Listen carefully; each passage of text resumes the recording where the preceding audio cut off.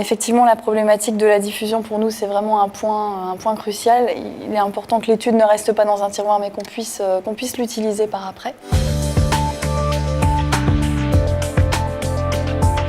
Il y a deux aspects au niveau de la communication. Il y a la communication pour les acteurs, les bénéficiaires de l'étude thématique finalement, qui ont eux ce besoin de mieux connaître les compétences dont ils ont besoin.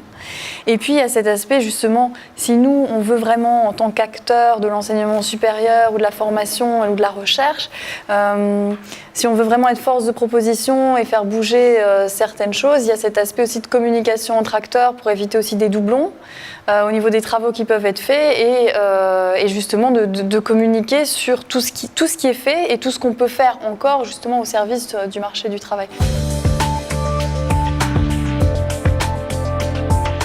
Ce que nous on a fait chez nous en interne, dès le début, on a informé le staff technique, on a informé le staff social de ce qu'on va faire. Ils ont toujours eu un feedback après chaque réunion, ils ont eu un feedback, qu'est-ce qu'on a fait et où est-ce qu'on veut aller.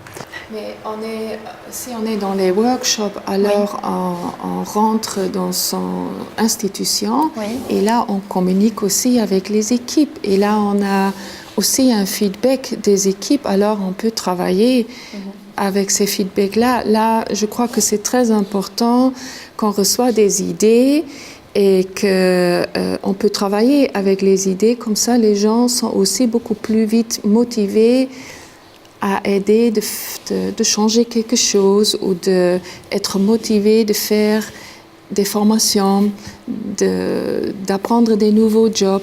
Je crois que ça fonctionne aussi très bien comme ça.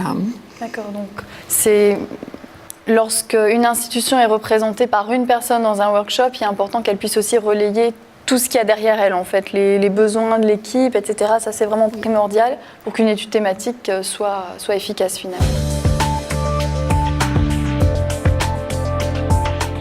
Comme j'ai dit, il y a différentes études qui sont réalisées dans un domaine.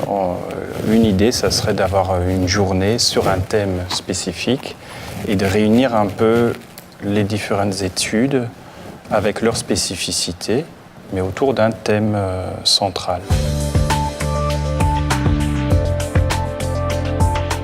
Ceci, vous parlez dans les conclusions de l'une des études de la collaboration entre acteurs et de la mutualisation. Je pense en effet que la mutualisation est une chose essentielle.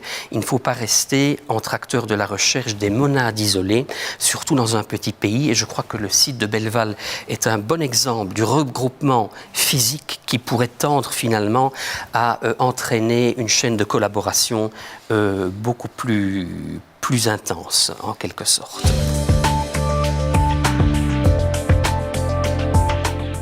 On l'a fait dans l'étude e-job, c'était de travailler en fait avec les acteurs de terrain sur les différents environnements qui impactent en fait l'étude, les résultats de l'étude. Et du coup, de se poser la question avec tous ces acteurs, en fait, quels sont les scénarios probables d'évolution dans chacun de ces environnements, et ensuite les amener à évaluer ou à expliciter en fait quels seraient d'abord souhaitables, les scénarios souhaitables, et ensuite finalement les scénarios probables. Et de voir quelles sont les actions que chacun pourrait activer pour faire levier, pour que le souhaitable l'emporte sur le probable.